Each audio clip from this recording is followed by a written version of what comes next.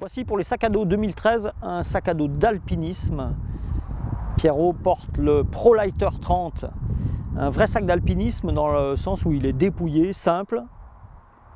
Ici c'est la version 30 litres de volume qui est la version la plus utile dans notre pratique d'alpinisme.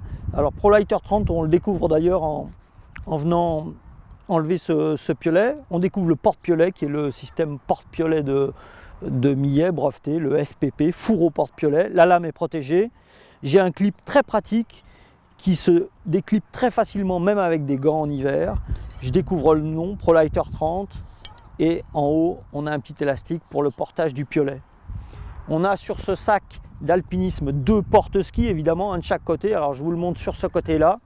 Là aussi c'est très simple de manipulation. Une boucle rapide en haut, un fourreau pour le bas.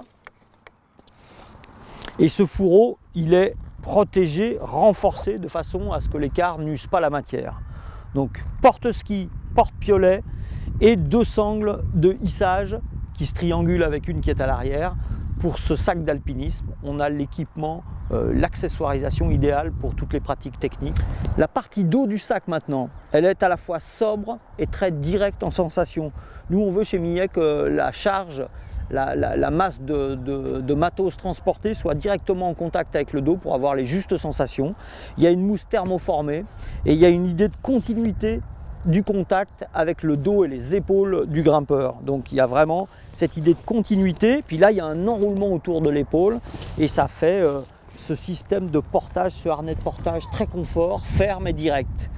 Pour la partie ceinture, là on est sur un 30 litres et comme beaucoup d'alpinistes veulent escamoter la ceinture, parce que sous un sac d'alpinisme on a un harnais, et c'est une ceinture pour laquelle on ne parle pas de report de charge, c'est une ceinture souple.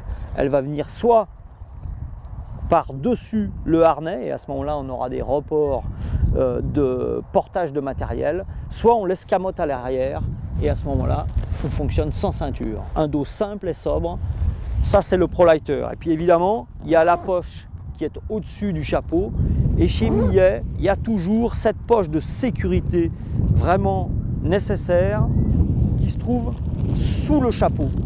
Et ça c'est important parce qu'en montagne, cette poche dans laquelle on plonge de haut en bas, c'est elle dans laquelle on va pouvoir mettre les petits éléments de sécurité, la clé de voiture et les choses nécessaires qu'on veut absolument retrouver.